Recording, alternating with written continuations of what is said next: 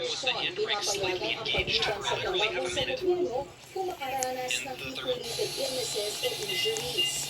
Kung ang sick leave po ay mag-exceed ng 5 days, kailangan na po ang medical certificate nito. So sa mga employees na makonfine sa hospital due to complications ng heat stroke at mag-avail ng free health benefits, kailangan pong mag-comply tayo sa lahat ng requirements. Pwede rin mag-avail ng rehabilitation sa napuan ang mga natumba, nagkasugat o nagka-fracture sa ilalim ng Employees Compensation Program kung sakaling nagresulta sa sakit o kamatayan ang ginagawang trabaho. Ang kagandahan nito, sapat ng programa kahit ang mga empleyado naka-work from home. Sa tala ng Department of Health mula Enero hanggang Abril, pumali na sa 77 ang bilang ng mga naitalang heat-related illnesses sa buong bansa.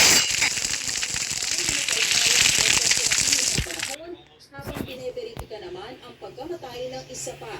Most of their causes of death are what we call heat influence. Ibig sabihin, yung iba sa kanila nagkaroon ng stroke, putok na ugat sa utak.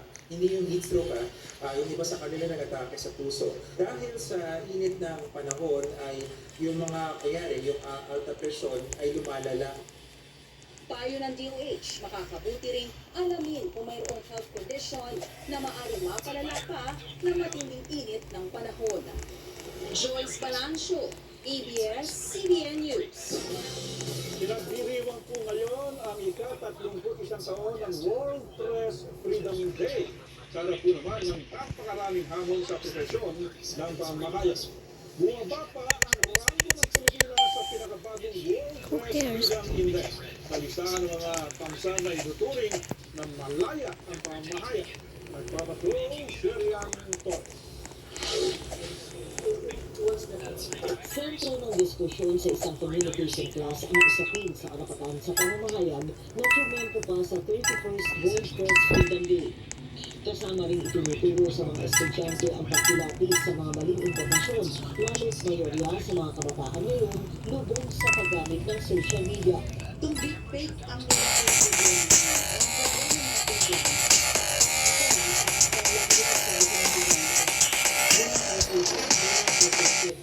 is the way of the future. Pansing panidaro kung maunti ang mga batang gustong maging journalist habang tumaas ang interes na maging vlogger o kaya doon sa profesyon mas mataas ang kita o sweldo. Mostly kasi discouragement from a lot of people Oh, mag-journalist ka, mapapatay ka, mariretag ka. Ang gurong sila ng simbaho na nagtuturo ng media ethics, kita rin ang mas malaking hamon ngayon para mas maigiya ang mga susunod na henerasyon ng mga mamamahayan. Ang lagi kong tinuturo sa kanila ay lagi pong mag-triangulate ng source. Ayan, huwag lamang mag-depend sa isang source ng information. And ang pinakamahalaga din po dito, sino ba yung nagpapatakbo ng nasabing organizations? Sa kabila nito, ang mga estudyante sila Zedric at Amy Rose handang yakapin ang profesyon ito. It's a calling for me na to tell the truth, and also spread accurate information about myself, and also to avoid disinformation.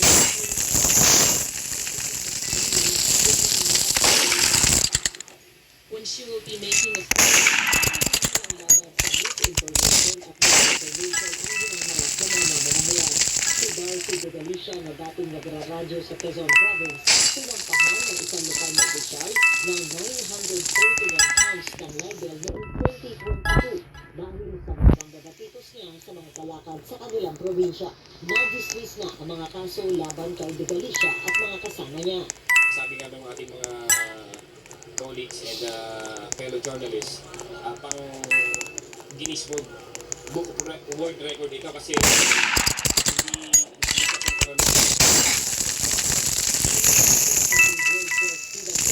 bumaba pa sa 124 ang ranking na Pilipinas sa 130 taon. Ang index ay listahan ng 180 na mga bansang kumikilala ng kalayaan sa pamamahayan. Suppressing Ang 180 na insidente na pag-atake sa mga bansa hanggang 2023.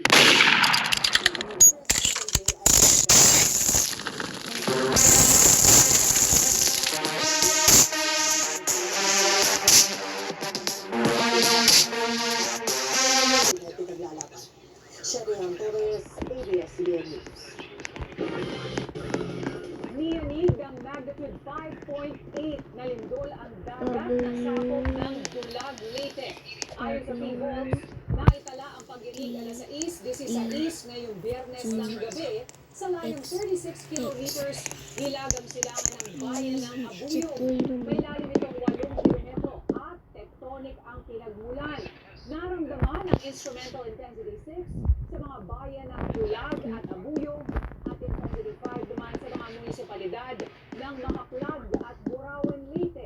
Ayon pa sa ahensya, may inaasahang aftershocks at pinsala. Ngayong linggo sa tao po, sumilip si Bernadette Zambrano sa rehearsal ni Darren para sa nalalaman ng concert.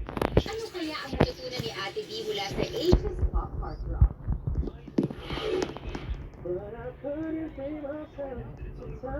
Todo pag-aadama si Darren Espacio para sa malalapisang concert para i-celebrate ang isang dekada ng karera.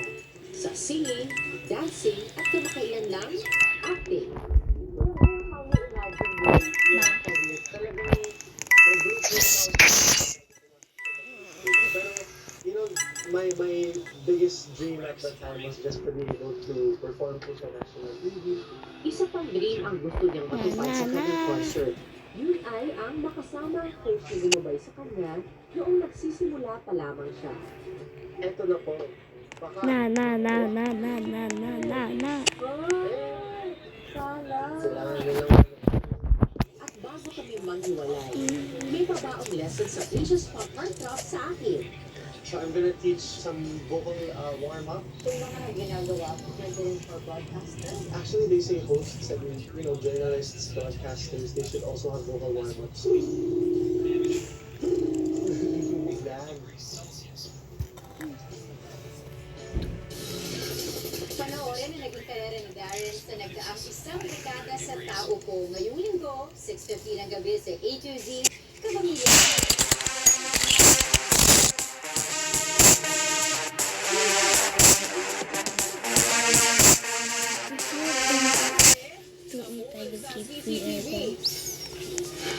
At choreography ng pantropiko yung Bini, pinuri ni Chinese superstar Lay ng XO. Yan at iba pa mga balita sa pagbabalik ng TV Patrol.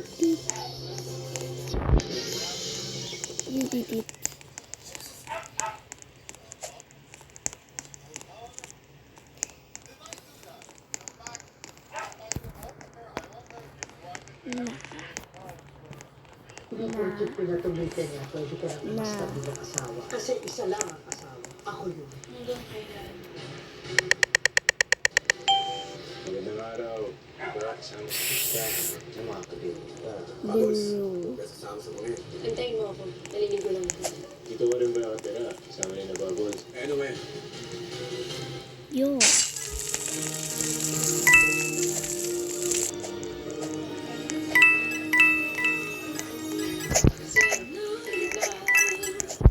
Sexy ng pinsan ko, ano? Ano mo yan?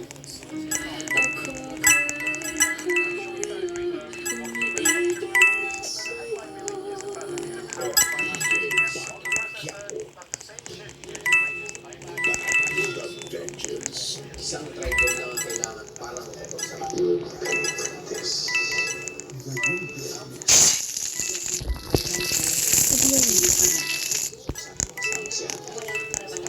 Mamamatay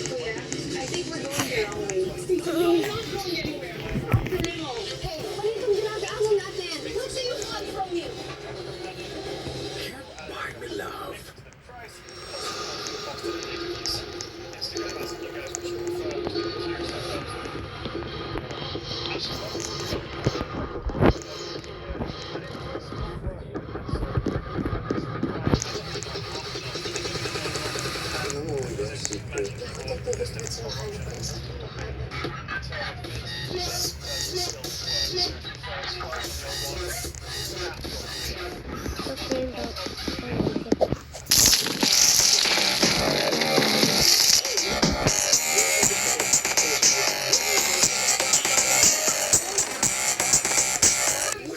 my god, I have online data.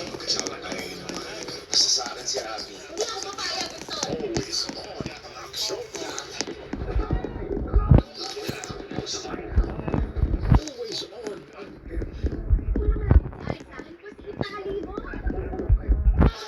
always on.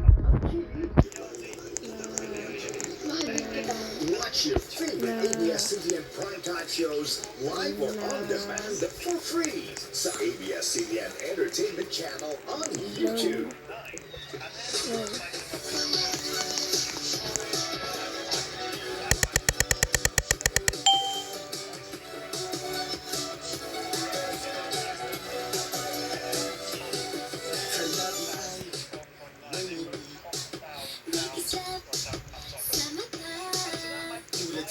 Wash your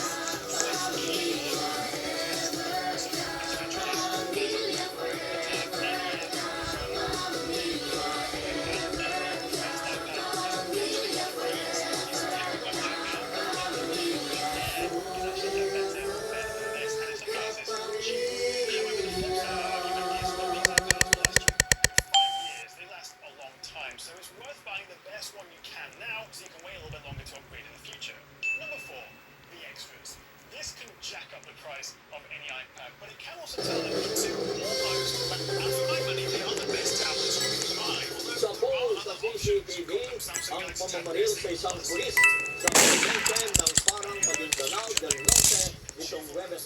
Sabuhay na rin ng pulisya ang 5 pang panibagong suspect. Patrol, Lirio, Bukpat.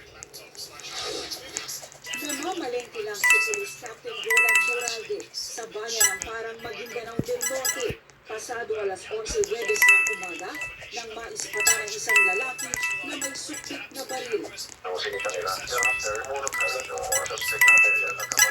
hindi sila may tama, but after that incident po, kaya bigla na lang po may ibang mga kalalakihan na hinabol po itong si Captain Moralde at tinulong siya at pinagbabaril. That resulted to the death of Captain Moralde. Binawian din ng buhay ang suspect na unang kinilala na si Muhyiddin Unsal ngayong Biyernes Natukoy ang iba pang suspect sa krimen mula sa nakuhang CCTV ng pulisya. Dalawa sa kanila ay pulis din at ang isa sa pulis na suspect at 3 iba pa na pag-alabang mga kapatid ni Buntal. Paghiniganti ang isa sa mga tinitingnan motibo ng otoridad sa krimen. Miyembro si Moralde ng Regional Mobile Force Battalion 14. Siyempre, yung makita nila yung kapatid na nandun sila, of course, first after mo, makita mo doon sa CCTV na potential report. So, Sumuko na sa parang PNP ang dalawang pulis. Patuloy namang pinaghahanap ang 3 pang suspect. Ayon sa otoridad, kakasuhan sila ng murder. Lirio Bomba, ABS-CBN News. Ginahasa umano ang isang menor de edad nang kasama niya sa inuman sa Malate, Maynila. Detention ng suspect, walang nangyari sa kanila ng biktima na walang dati niyang kasintahan. Nagpapatrol, Javier. Inaresto ang 18 anyos na lalaki na nanggahasa umano sa menor de edad, Barangay 752, Malate, Maynila, itong Martes ng gabi. Sa kuha ng CCTV, makikitang nag-uusap ang suspect, ang 13 anyos na biktima at ilang nilang kaibigan sa Malate, Maynila. Napagalaman ng pulis na inuman umano ang magkakaibigan sa bahay ng biktima. Umuwi sila ng 2 boting beach, lalasing yung biktima natin. Tapos, nahilo, nakatulog. Paggising niya, naramdaman niya, masakit na yung ari niya. Sumigaw na siya, nagising ngayon ng mga kasama niya. Yung suspect, nagsabi sa kanya na ginigising siya dahil nananaginip siya. Kinabukasan, nagsumbong ang biktima sa barangay at pulis. Sa tulong ng mga opisyal ng barangay, agad nahuli ang suspect sa tinitirhan niya sa barangay 818, Pasig, Manila.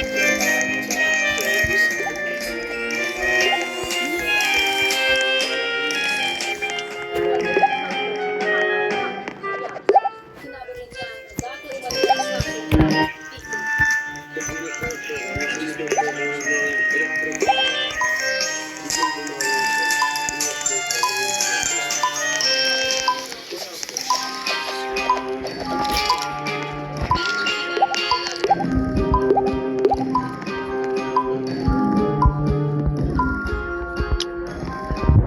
At child abuse. Paige Javier, ABS-CBN News. Pinasinayaan ang isang memorial sa Caloocan City na magiging huling hantungan ng mga pinaslang sa gitna ng war on drugs ng Administrasyong Duterte. Nagpapatrol, Adrian Ayalin.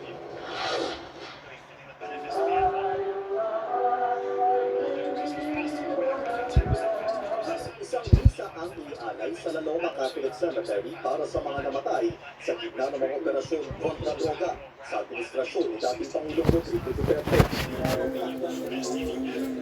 Sinundan ito ng paglagak ng mga urn na pinaglalagyan ng mga apo ng 11 extrajudicial killing victims sa bagong tayong dambana ng pag-ilog sa loob ng cemetery. Nagpasalamat si Aurora dahil sa ilalim ng Project Paghilod bukod sa disenteng libin para sa asawa niyang si Telmo. Kasama nito ang unti-unting pagkamit sa hustisya. Bago pinremate ang mga labi ni Telmo, dumaan ito sa autopsy ni Dr. Rafael Fortun at natiyak na hindi pneumonia, kundi tama ng baril ang ikinamatay nito. Imbis na gunshot wounds ang nakalagay pa ng cause of death ng aking asawa ay pneumonia. Kahit malinaw sa aking mata at sa mata ng aking mga anak, sa gulo ko ng isipan at kagustuhan ko na mailabas na po at naiayos na po ang bandal niya, isip mata po akong pumirma. Ayon sa Project Paghilod, dinisenyo ng arkitektong si Anthony Nazareno ang 6x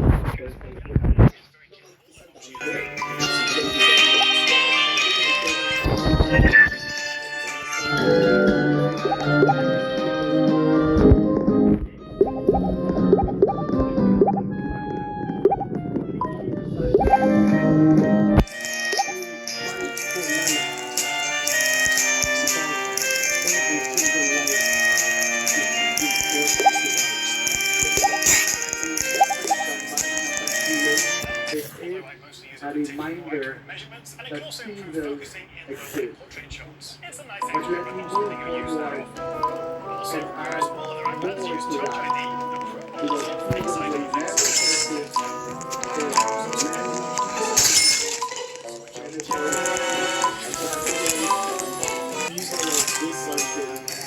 human rights advocates, seminarians, sisters, religious, mga nakalaylayan na hindi magpapatinag at magduduwag. Tuloy na maninindigan para sa buhay, katotohanan, at kapayapaan. Bukod sa pamilya ng mga biktima, gumaling sa paglulunsad ng dambana ang mga ambassador ng European Union, Turkey, United Kingdom, at Netherlands. Si Senador Naila de Lima at Senador Lisa Ortiveros. Hindi po natin lahat pipigilan, ihayag ang ating pagkontra sa pamamagitan pagtay ng war on drugs na yan. Hanggat hindi managot ang puno ng lahat ng ito. Inaasahang mahigit ako sa ang biktima ng EJP sa dating ng drug offenders ang ilalagak sa dambana.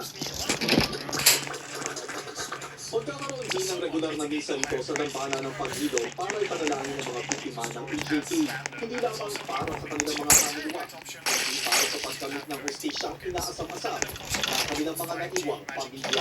Adrian Ayali, ABS-CBN.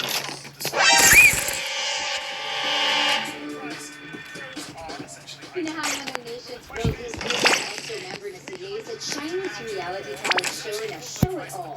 Nagpapagawa ang MJ Felipe.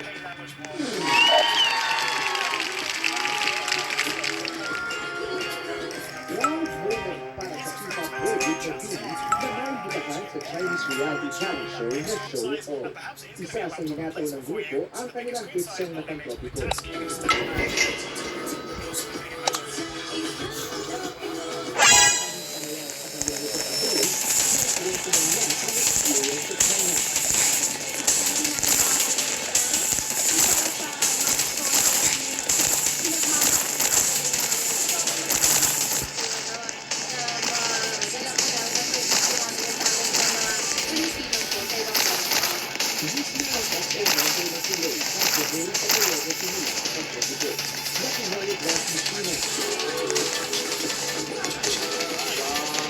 Aircon ka ba? Aircon ka ba? Mag-aircon. Sige. Sinabi ko si Miss MJ namin na nag-organize mismo ng event. EXO po, si EXO Lay. So, sobrang Nakilala ka ng girl si Ray backstage. At ang fangirl woman si Colette captured behind the scenes. Mismo si Ray ang nagsabi kay ABS-CBN Star Magic Head Laurenti Jogi, nagpusin nilang bumalik ang team sa DNA Festival. Representing Philippines such a big honor, such a big thing. So I can't wait to showcase more and more in other countries. Yan, Singapore naman ang Nations Girl Group sa May 9 para magkakal sa Music Matters Live Festival. MJ Felipe, ABS-CBN. Para-paraan ang isang netizen sa Caloocan City para maibsan ang nararamdamang init ng panahon. Ang ginawa ni Bayan sa Solar Mark Angola. Ang kanilang electric fan ay nilagyan niya ng 2 stick sa likod na pinabitan naman ng 2 ring 1.5 liter na plastic bottle na nagsisilbing lalagyan ng yelo.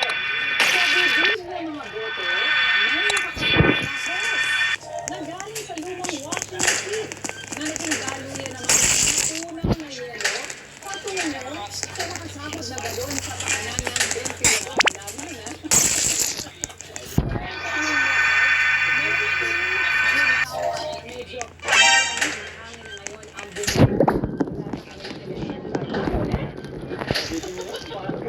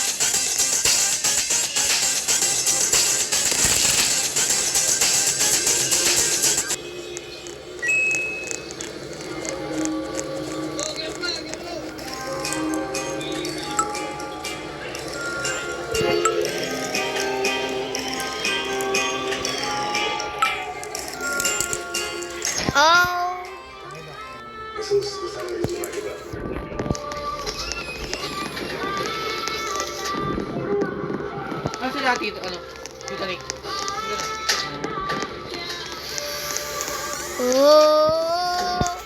Hoy, tama na yung cellphone.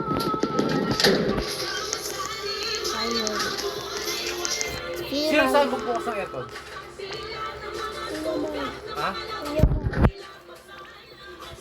Mamaya bukas ang aircon.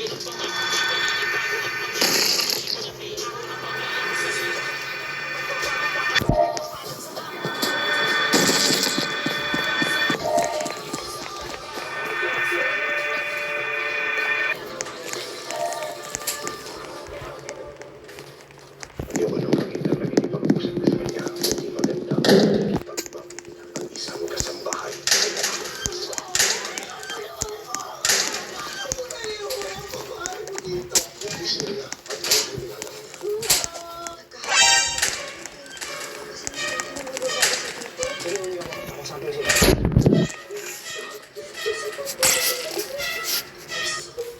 nag-miss mo ang sakripisyong ginawa ko. Kung gaano kasakit sa isang lalaki ang tanggapin ng asa ang pinangalagaan niya at pinamama niyang babae. Araw ang maalala ng sakit na yun. Dahil tinanggap ko si Tante. Pinilay ko ang pangalan ko sa isang anak ng demonyo. Huwag kasi sama niyo sa tablong yun. Baka mamaya ko nagawin sa inyo. Sigaw ko rin naman sa sigaw ko.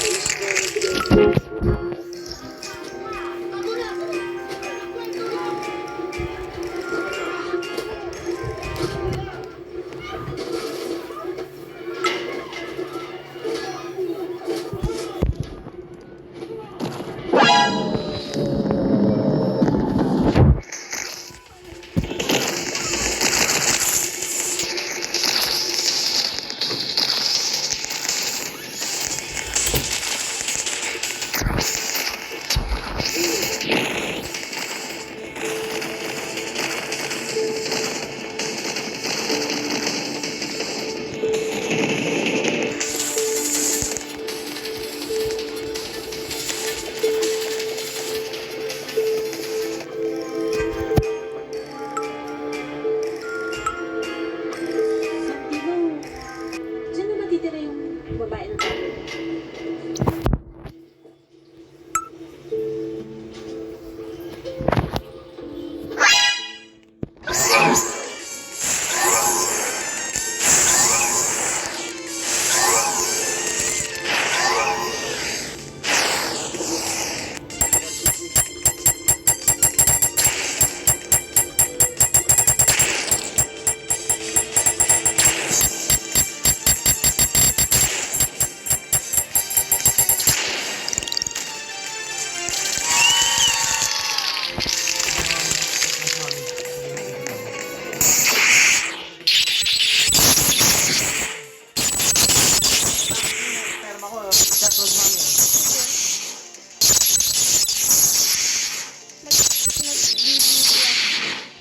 Video, nag-ano ka?